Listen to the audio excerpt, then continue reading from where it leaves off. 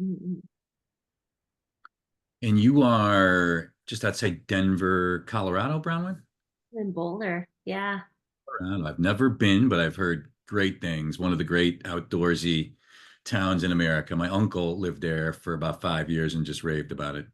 Oh, I love it. And in fact, right before the conference a couple weeks ago, I took people on a hike on Friday to Oh, very kind cool. of ground them before the chaos ensued. Yeah, it was really fun.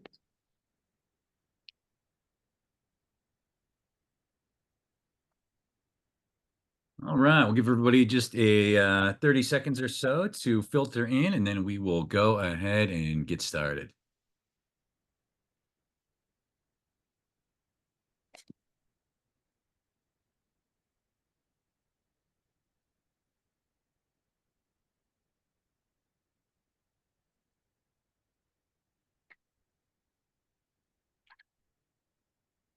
All right, welcome everyone. My name is Rich Swerbinsky with Onward and Upward Consulting, and this is the big picture. Thank you for joining us today. My esteemed colleague and co-host, Rob Krisman, unavoidably detained right now. My guess is he'll be bopping in at some point. He's got done with a speaking appearance at some conference, and he's like getting right in an Uber to the airport. So we may see Rob, like phone cam back of a cab for like 15 to 20 minutes of this. So we'll see what happens there. But today, very, very pleased to be joined by a special guest who had very long and decorated career in the mortgage industry before turning her attention to the world of executive coaching, speaking. And there he is on cue, Rob. There I he just is. predicted Rob from the back of an Uber. Or maybe that's a limo. Is that a limo, Rob? You're in It's the back of the patrol car. patrol But car. Okay, all right. Okay. Uh-oh, he got in trouble. But Rob, are cash we cab. live? We see, Are we live? we are live. There's already a cash cab joke in the chat. So, but Rob, good to see you, and thanks for being able to bop in as you're in transit. So Anytime. Glad to awesome. be here. And yeah, I was just introducing our special guest this week, executive coach, speaker, Bronwyn Morrissey. Bronwyn, thank you so much for joining us today. Really, really pleased to have you and excited for the conversation. Yes, I'm really excited for a conversation too. I'm going to be, different than the people that you've had on recently. Definitely Is different. it true that you're a triathlete? I am an ultra runner. Close. I've done triathlons, but I'm an ultra runner. Yeah. Did you know what that means? So 100 miles, 50 miles? Yeah. Anything over a marathon is considered ultra marathon. So I've done lots of them. I'm kind of retired now. I don't do that stuff as much anymore, but yeah. And Yes. your knees and ankles are okay? So far, knock on wood. And Good. your appearance was intentional, Bronwyn. We scheduled you. We knew that just the grind and the everything that goes along with it. We've been doing nothing but talking about just politics and policy and just very cutthroat conversations these last 5 or 6 weeks. So when I was looking at the guest calendar, I was like, hey, a couple weeks after the election, we're going to cleanse the palate. All this vitriolic talk about politics and policy. We're going to have Bronwyn on it. We're going to talk about a topic even more important, and one that I personally believe is just ultra critical to the mortgage industry, and that is the topic of leadership. So, But and before we get to that, Rich, mhm, there's a question in the chat. mhm.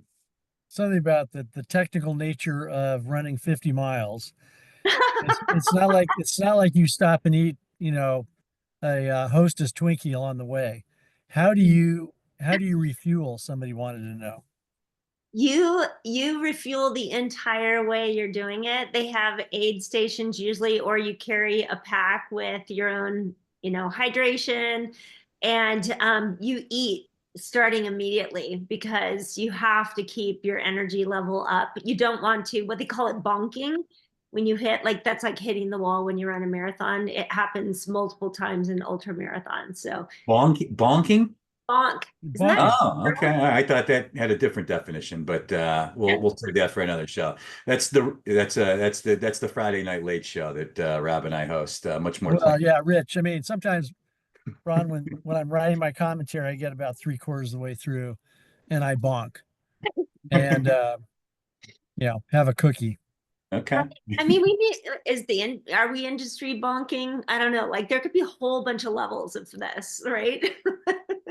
Yeah, Well, good yeah, stuff. And Bronwyn, why don't we start? It's just, you had a very decorated career, worked for PMI, UG, Arch, Notre, a bunch of different really prominent companies in the industry. Just, lay out your journey, through, your executive career in the mortgage industry and what led you to your current world and just kind of how that's evolved. Yeah, everyone has such fun stories about getting into the mortgage industry. And, like most people, I wasn't planning on being in mortgage banking by any stretch of the imagination. I was in the Peace Corps when I graduated from college, international studies degree. I lived in France and then I was lived in Africa and I thought I was going to do something with like USAID or whatnot. Well, I had to get a job and my dad was like, bye, you need to move out. And I had $1,000. And the first job I got in San Francisco right out of getting back was selling speed reading programs over the phone. Oof. Our mortgage industry looked like a dream after that.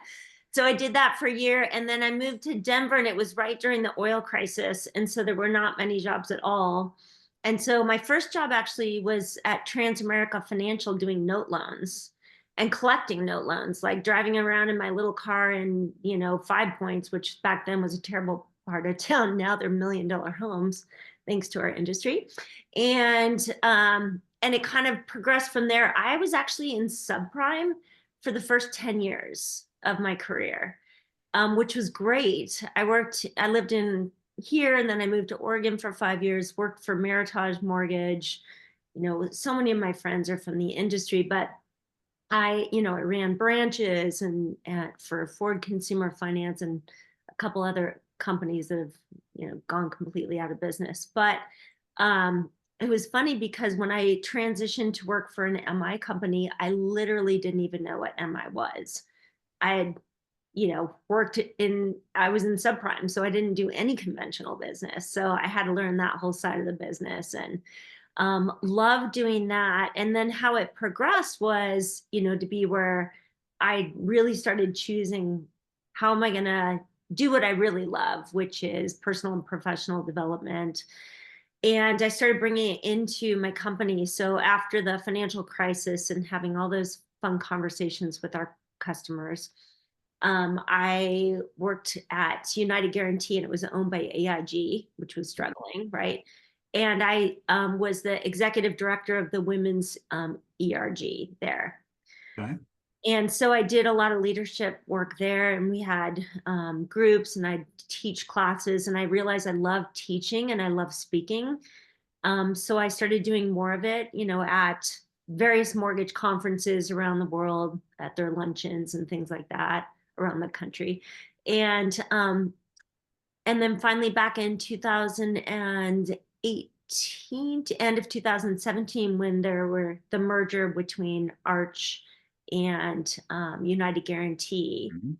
that's when I decided to make my switch and jump in and do my own thing in the mortgage industry. So I've still, of course, because after 27 years, that's your world. Yeah.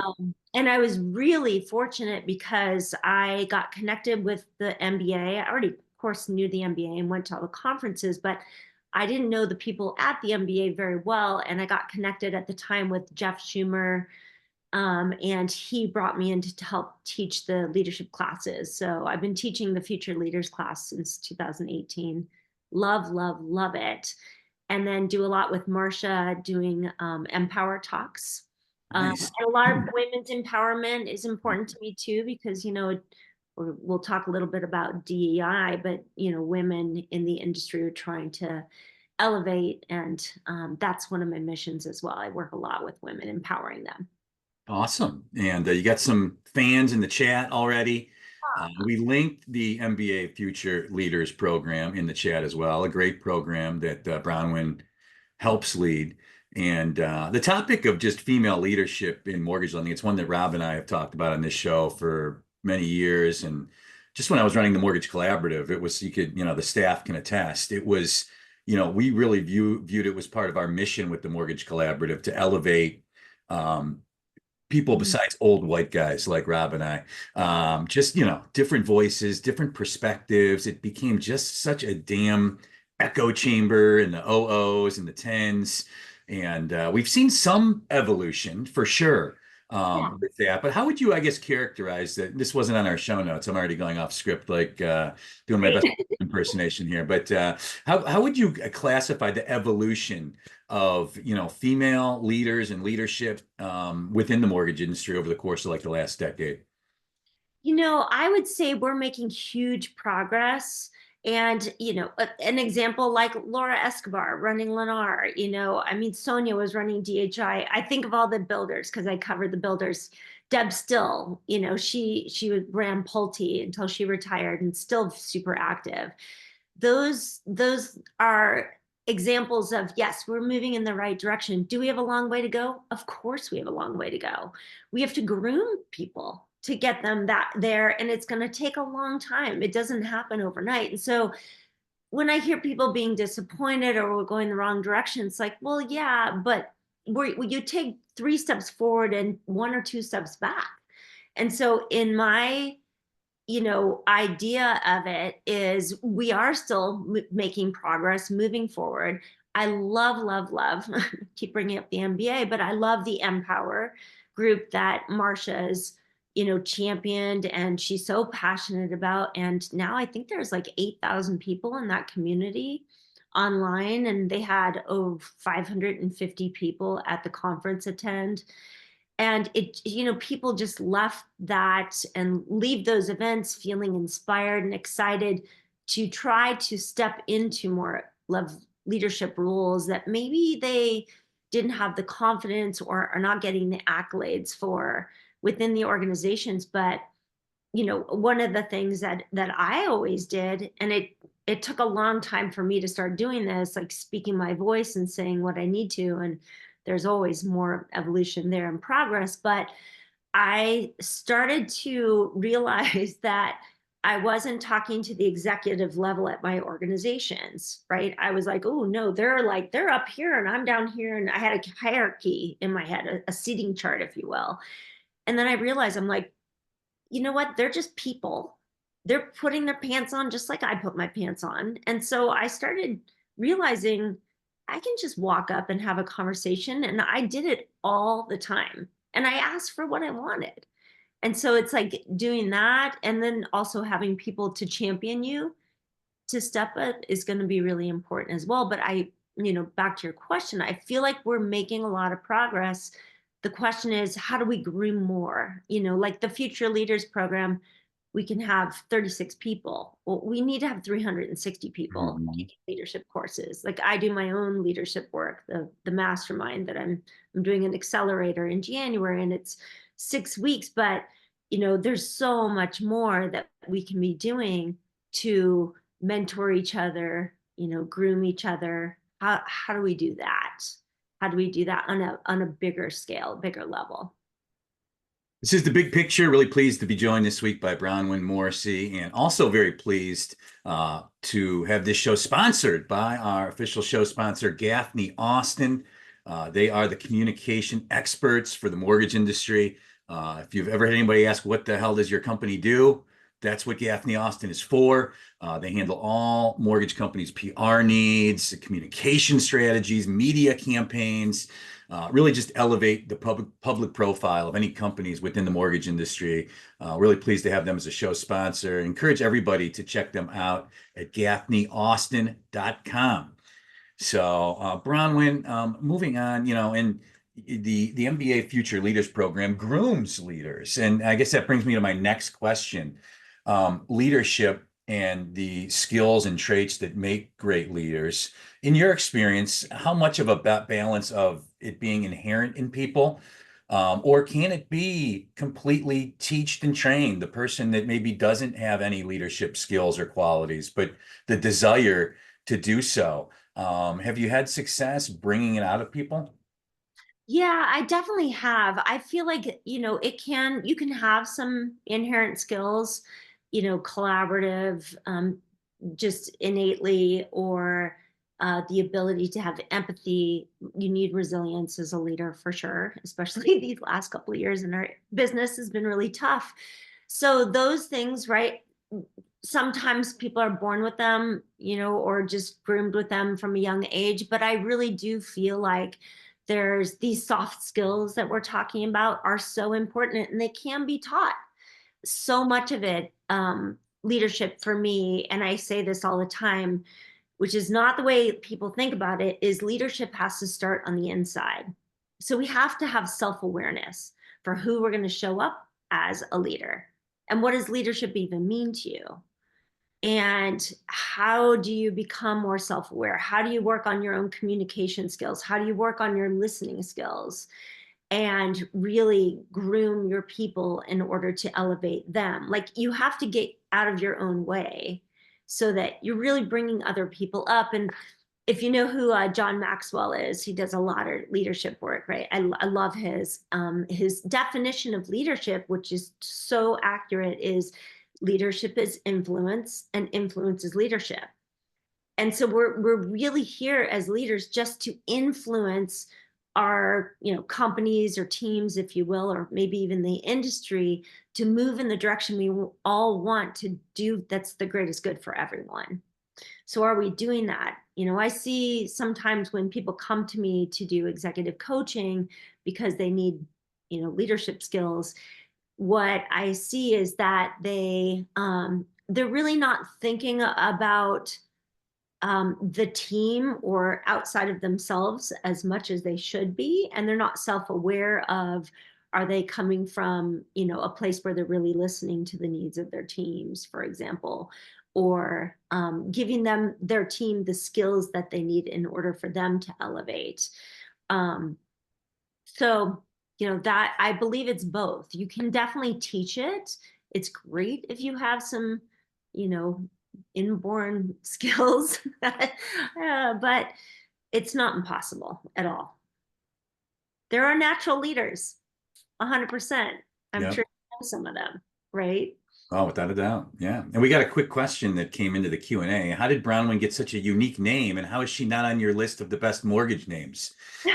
I have a very popular, to me at least, list of the top 50 names in the mortgage industry that you're not on somehow, but just a question about your unique first name.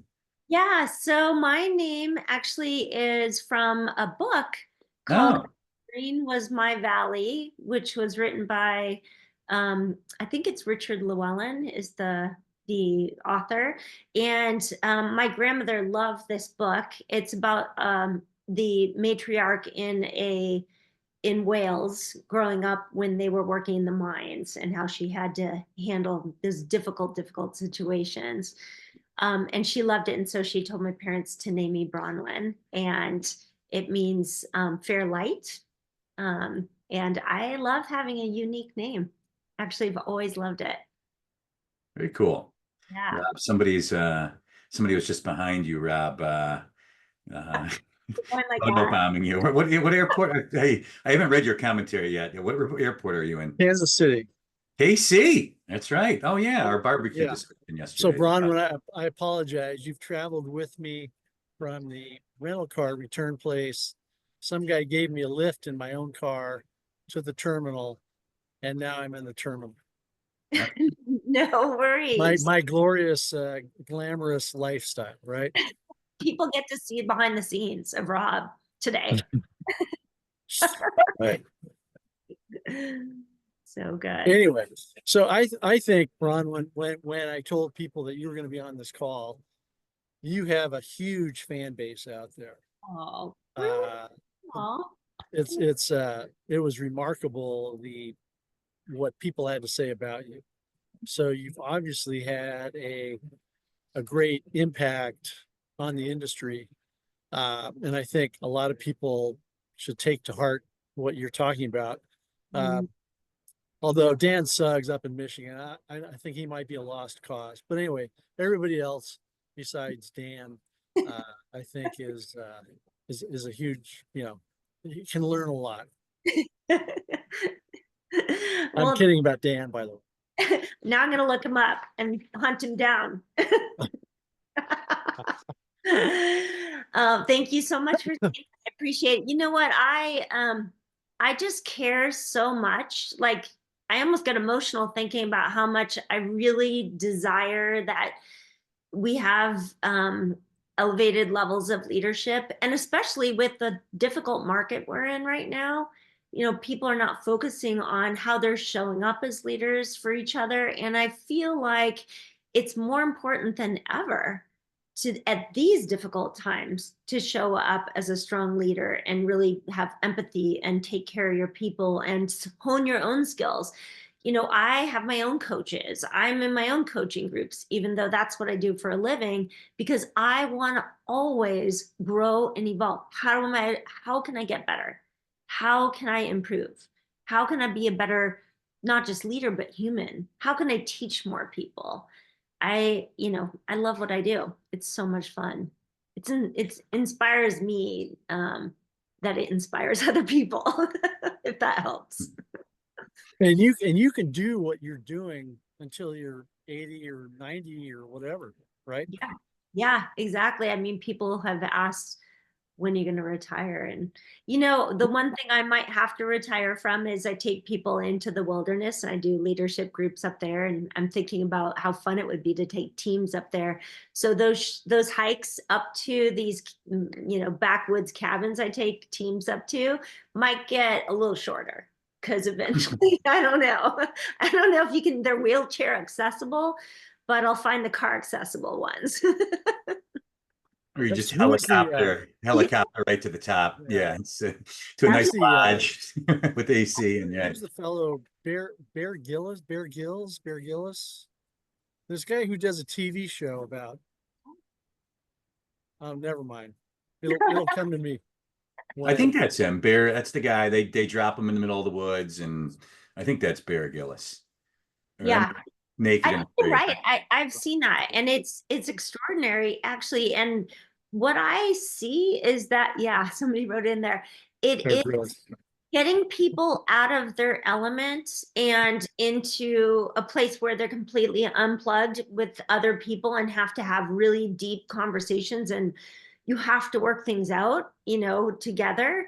It is so powerful. And one of the things that, I do with my coaching clients or in any leadership work is you get people uncomfortable. Like that's how you grow, is get them uncomfortable. The Future Leaders program does that. I do that with my programs because that's how we stretch, right? And we also have to see beyond our blind spots of where we need to shift things and change. We have so much unconscious, patterning from society and culture and our upbringing that blocks us and limits us too. But that's a really deep conversation we could have with that one. Maybe not in the airport, Rob. I don't know. No, not in the airport. Hmm. Not with my backpack on a top of a trash can with a laptop on top of my backpack, just so I could be on this call. Oh, I so appreciate it. So yeah, Rich, the people you see right behind me are throwing away things in the trash cans next to me. Right. I was just in the Oklahoma City airport a couple days ago, so I know what you're doing right now.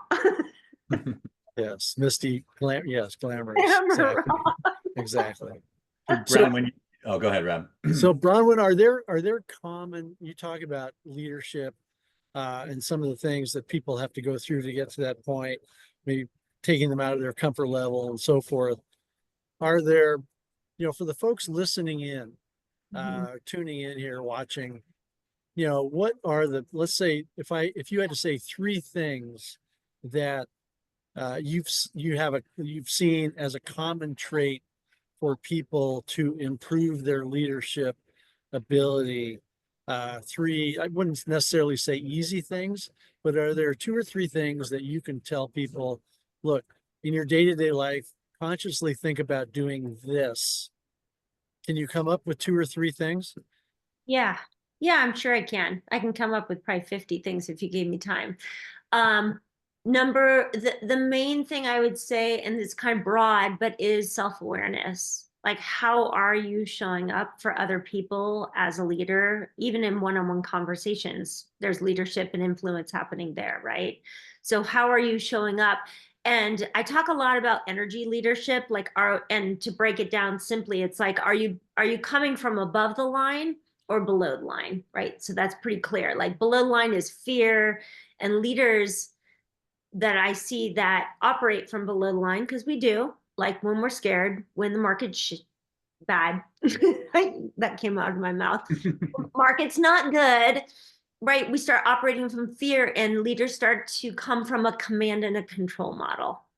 So they're not seeing and looking for possibilities and opportunities. They're operating from something's wrong and we've got to fix it. And so they start cramming down on their employees, and people are burning out, which they really are. Like, not just the mortgage industry, but I'm hearing so much about burnout right now. And that's something I really want to focus on in 2025. Like, how do we help navigate that? But it's really slowing down and getting self-aware so we can figure out how are we operating from? Are we operating out of scarcity, fear, there's a problem, or are we looking for opportunities and problem solving and the bigger picture for everyone? Sometimes self-awareness, you need somebody else to reflect it back to you, like a coach or a mentor or an assessment, right? A 360. And honestly, when we do our assessments, I do an assessment for my one-on-ones, but we do one at the MBA. And it is a very difficult afternoon when they get the results, honestly, because it's the truth. And sometimes we don't want to see the truth. So self-awareness, I think, is number one. Top of the list. More conscious action. How do you be more consciously aware? The second one I'd say is slowing down. And we were talking, Rich, you and I were talking about that a little bit at the beginning before everyone came on. It's like, how do we slow down with situations so we can really make the right decision and assess all of the things that are happening? Sometimes you don't have the opportunity to slow down. And it's, it's a kind of a big topic, but what I see is that we're rushing through things. We're not listening fully from, we're listening to respond, not listening to hear what the other person says and then come up with co-collaboration together to come a solution. So slowing down is really important.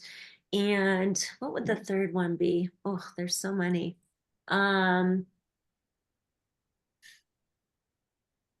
Well, those are 2 very, very good ones. Something else I wanted to ask you before I've got to go through TSA reality. here, before reality sets in here. How would you explain to somebody the difference between management and leadership? Yeah, I love that question. So to me, when we're managing people, it really is coming from that command and control style of leadership, right? We're telling them what to do. We're directing them. We're giving them, sometimes feedback that can be hard to hear. Telling them what they're not doing right, oftentimes, is what I experience with my clients. And but when we're leading people, we're influencing them, right?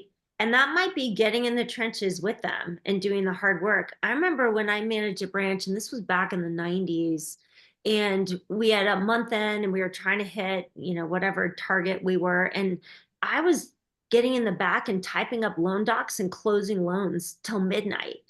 I didn't care. I might have been the manager in the office, but I'm like, we got to get this done.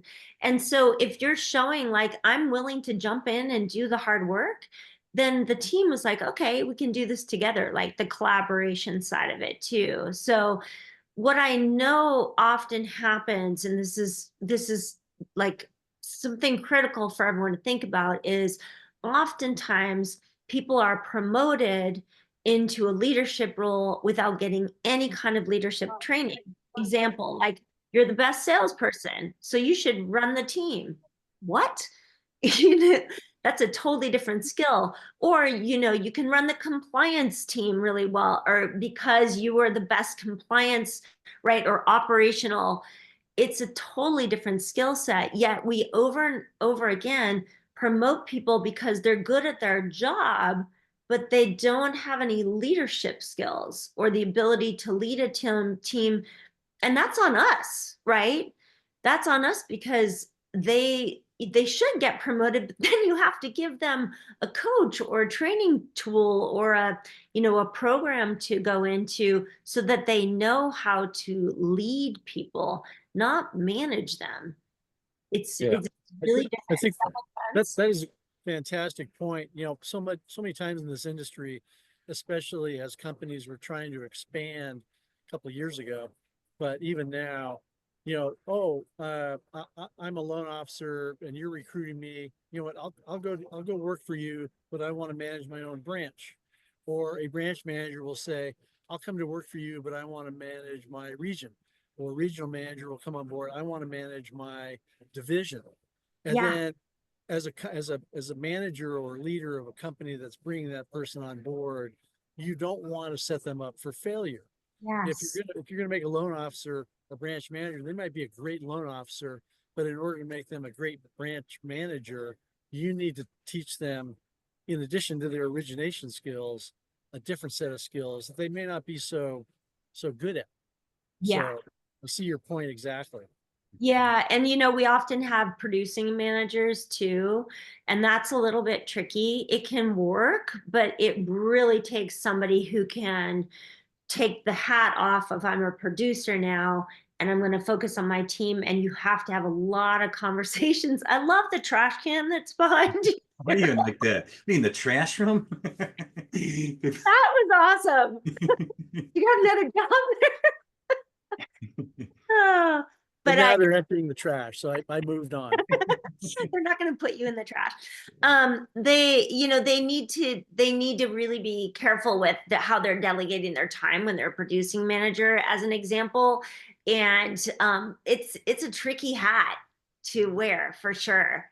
Um, but it's so important for those people to get the skills, yet they don't. Like, I would love to come into companies and teach their potential leaders that they're going to just, they know that they're going to promote them because they're great at what they do, and how do they teach other people to do that is different than leading people to be successful to do that, like a loan officer, for example.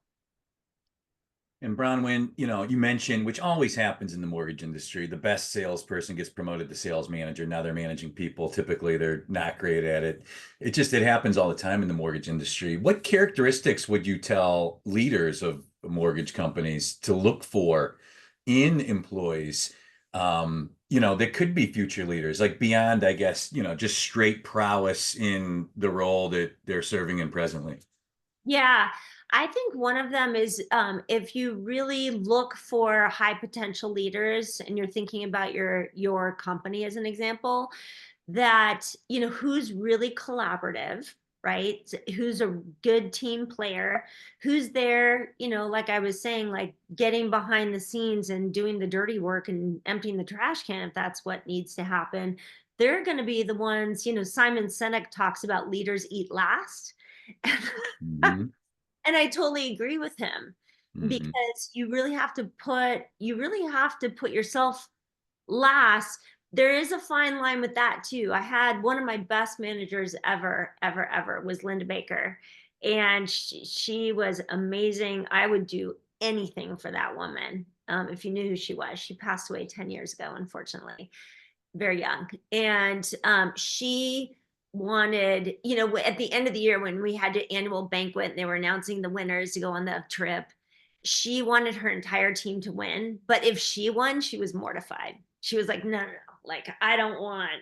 Right. So there's a fine line there where you also need to self-care. You can't do everything for everyone, in order to be the leader that's going to take on, when you get into like big organizations, or, you know, you're managing thousands of people, you have to think of it from a different perspective.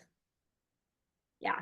And then remote work, obviously, thrust upon the mortgage industry in the spring of 2020. If you look at the landscape now, it's like 50-50, the best I can assess it, right? It's like a quarter of companies that are mostly remote, quarter of companies that are everybody in the office, and the other 50%, it's some kind of blend. What are the traits of leadership that you feel like maybe are more important in this world where you're on a lot of these, right? You're on Zooms and you're doing things virtually. Are there aspects of leadership that become more important in that world? I think that it is so tricky virtual. I haven't loved working virtual myself. I love personal interaction. Especially when I worked for a company a couple years ago, you'd have team meetings once a week, and that was great for an hour, but the rest of the time you feel so isolated. So I think that making sure you're really, really engaged with your team, whether that's as a manager slash leading a team, you have office hours where you're fully accessible to people and their questions and their concerns. And that's opening up to like, how are you doing today? Like really getting to know your people individually and what their concerns and their struggles are personally and professionally, that they can talk to and build trust with those staff members that they have. That is so important. And I was thinking about it as we were talking about leadership in our industry. Like our industry is built on trust, so how do we bring that into being a leader with just teams? You have to have that as well. And it comes with a lot of interaction and listening to them and um, grooming them, taking care of them, hearing their woes, if you will. Yeah, but it's tough. I think companies need to have people at least gather together as often as possible. But we're all over the country now, so it's challenging for sure. I ran the Mortgage Collaborative for 8.5 years, and we were all remote from day one, before it was fashionable, before it was, kind of throughout the industry. And the thing that I really struggled with and early on was just, trust, empowerment, like, the need to, I finally just got to a point where I really just made the decision that I was just going to trust my people, empower them, not micromanage was the urge at the beginning. Yeah. Really just foster a culture of just empowerment and, set the general direction, and just know and trust that your people are gonna, kind of be there and get the job done. And I think that's one really tricky aspect. Rob, you have to. Okay. I gotta go. All right. Bronwyn, thank you very much. Yeah. Thank You're you, our so sponsor. welcome. You're so Yeah, and that's a good segue to once again mention our excellent show Carry on. sponsor. Good, take care, Rob. Gaffney Austin. I just dropped the link in the chat, gaffneyaustin.com. The communication experts for the mortgage industry, your PR, communication needs, communication strategy, elevate the visibility of your company, lenders, vendors. A great firm, and check them out at gaffneyaustin.com. Hey, I know you put the MBA link in there for people to check out Future Leaders, and just so you guys know, there's a deadline coming up. Oh. We're close to half full, maybe more. So check that out. But also the mastermind group that I'm doing too, which is a 6-week thing. So that's like an accelerator program, totally different than the MBA program. Is also, I think, in the chat. So Yeah, they're both in the chat. And if you're listening on the podcast, where most of you listen, MBA Future Leaders, Google it. An outstanding program that MBA has fostered for years, really working to develop the future leaders of our industry. Bronwyn helps lead that program for the Mortgage Bankers Association. And you can go to bronwynmorrissey.com as well to learn more about Bronwyn's Leadership Mastermind program. And what are the deadlines on those again, Bronwyn? Do you know off the top of your head for both? I think, well, for mine, it's going to be the end of the year. So Okay. I think the Future Leaders one is coming up in like 3 weeks. But if anyone, just between us, reach out to me because I You can. can get them in for free? No. No. But I do have, I have the ability to get people in past the deadline. So, but and I want to say, you guys, this year's group, because I look at every single application and approve them or not, are amazing. Nice. I feel like, wow, they're I say that every year, but we have some great applicants this year. I'm so Well, I excited. think that the dynamic I'm seeing with my mortgage lending clients right now is let's say from summer of 2021, like half the employees in the mortgage industry are gone from the bloated level again, which was bloated, and a lot of new people that joined in 20 and 21, but it's like half gone. So and a lot of the a lot of the casualties over the course of the last couple of years have been high salary, like really seasoned, experienced people.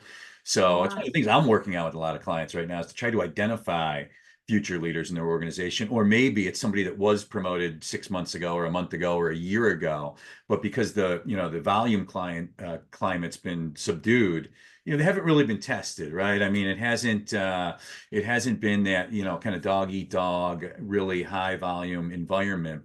So my guess is that that's probably why that program is seeing better results and better adoption right now, is because I think companies have, a lot of them have kind of like pared down to the bones, and they're counting on new, younger leaders, which I think, quite frankly, is a great thing for our industry. Yeah. You know what? And that makes me think about so that's for people that we're already picking as high potential, right? That can quickly jump into a leadership role. And I was thinking about when you were sending your questions over about the grassroots level and what Laura Escobar is doing with the mortgage bound, right? Is like starting at the college level, and how do we groom those people to bring them into the industry? And I'm wondering if there's leadership that they can start teaching then, way back when they're in their 20s, that can be added to that program so that they can accelerate more quickly into leadership roles within the industry from, again, that grassroots level. I think that's a really cool program too. Yeah, and Laura's going to be on the show. We just got the confirm. I think it's December 12th or 19th, one of the two. I can't remember. We were going back and forth on dates, but yeah, really excited to have Laura on. Obviously, the leader of Lennar Mortgage, and of course the incoming MBA chair, and really great to see her in that role. And yeah, looking forward to getting a chance to chat with her in a few weeks on the show. So, Yeah, yeah, yeah, exactly. We need um, more opportunities for people to get the skills they need to be the leaders that we need them to be. and I think, it's been such a bad 3 years for the mortgage industry, and I just think, it's going to be a good 3 to 5 year run for real estate finance, in my opinion. So it's going to give a lot of people the opportunity to lead, to elevate, to grow. When we see volume pick up, you need more people, more leaders. So I think the climate is going to be conducive to it, for a good climate. So if you're a young, or not even young, but just an aspirational leader of any age, I think it's going to be a good climate. If you are, listening to this and currently work for a lender or a vendor or somebody in the mortgage industry and aspire to be more and do more and lead, I feel like the climate's going to be really ripe for it these next 3 to 5 years. And that leads me to my next question, Bronwyn. What advice would you, I guess, a two-part question here. Um, I guess one would be, advice that you would give to aspiring leaders on the way to, really have a lasting impact in the mortgage industry. And then part two of the question would be, I think there's a big group of these people that, are sitting here listening to this, like, man, I would, you know, love to do more, love to be more, and then the podcast ends and they forget about it and it never happens. The people that are hesitant to take that next step and actually take steps to become a leader, what advice you would give them? So that's a very, very long two-part question, but essentially advice on making an impact in the industry, and advice to people who maybe want to lead but need to be pushed off the fence. Yeah. If I would say, if you really feel like you want to step into a leadership role within your organization or in the industry, then you need to take some proactive, action to do that. So it might be reaching out to your boss or reaching out to the executives in your organization and having conversations like, I really want to move up in this organization. It might be getting involved in, the local state MBAs or even the MBA, the in Washington, and getting on a committee. As an example, like, I'm talking about being more visible, right? And saying it out loud, like say it over and over and over again until people are like, oh, yeah, Rich is a leader, because you've been telling them you're a leader, right? It starts with telling yourself that you are, and then you start to say it out loud, and people are like, yeah, you are, right? So that would be one thing that I would say. I would start with people reading books, and there's, boy, I have a ton of books that I could recommend on leadership. That, Simon Sinek is one of my favorite people. Jack Canfield, Authentic Success by Robert Holden, which is an interesting book where you look at like, what does success even mean to you? Because I think we get caught up in the title and things like that and money, but that's not really what matters as a leader. And yeah, so show up as a leader, ask for it, go for it. I'll share, for me, when I first really wanted to do this work that I'm doing now, and it was years before I actually jumped in and did it, probably 5 years, I started thinking about, well, one thing I could do is be a speaker. And wasn't speaking. I didn't know how to do that. And so I joined Toastmasters, and I did that for 3 years. And I spoke in front of like a bunch of engineers who ripped me to shreds, which was the best thing they could have done so I could be better. So I didn't say every other word and pause and use filler words and all the things that they teach you, right? And then I started asking. I reached out to the Arizona MBA, I think, and I said, I have this talk, can I come do it? And they were like, sure. And then I made sales calls while I was there. So start to lean into it now and be creative. Like, reach out to me if you're curious, like, what else could I do? I could maybe help brainstorm ideas. I'm talking to the audience right now, on like, what could I do right now in order to groom myself and have people see me this way. And of course, enrolling classes, like take my mastermind, sign up for the future leaders, look at getting your CMB. That's huge education. That's a big, big one. I'm a CMB. It's a big commitment. But say it out loud. And I think I answered only part of your question. That was great. That was very thorough, and this has been great. A great discussion. The time, I don't know how it whirled by so quick, but this was outstanding. Very refreshing discussion on such a critical topic in life, in our industry, and I think also for just at the point that we're at right now, really 3 years into a bear market, still some uncertainty in the marketplace, but some hope of a brighter day ahead. We're going to need a lot of new leaders in our industry. And really, hopefully, my hope with having you on, and we'd love to have you on again in the new year, is that we can inspire some people or inspire leaders that are listening to this to dig deep into their organization and really start to put more thought and attention to people within their own organizations that can not only be leaders within their own company, but that can do things to help lead our industry, which is really critical to just the mortgage banking industry as a whole. Yeah, we need to get involved in how this is all going to be forming in the next couple of years, to your point. And I just have this sense that 2025 is going to be a good year. I hope the rates do what they're supposed to do, and I hope the market picks up. But I think it's going to be just good for companies and individuals in the industry as well. We're lean and mean, and let's go get it. I agree. I think there's a lot of free or close to free tech that's evolving that's going to help mortgage lenders out a lot. I think the business climate's going to be better. And yeah, I do think brighter days are ahead as well. And we're all hopeful for that. So, but we want to thank Bronwyn very much for joining us today. You can check her out at bronwynmorrissey.com, the MBA Future Leaders Program, the deadline. Thank you, Jake Belter. on November 29th. If you missed that, then you got to slide into Bronwyn's DMs to get into the program.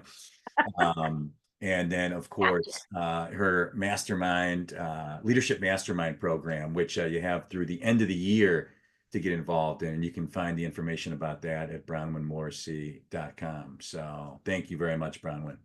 You're so welcome. Thank you. Thanks for everyone taking time out of your Thursday to be here with us. Yeah, thank you to our attendees. Really appreciate you making time for us. And one last thank you to Gaffney Austin. You can check them out at gaffneyaustin.com, the communication experts for the mortgage industry. If you find people asking, what does your company do? That's what they help with, communication strategies, PR strategies. So give them a check out at gaffneyaustin.com. So Bronwyn, thank you very much for joining us. Really appreciate you having coming on with us, and we will talk to you soon.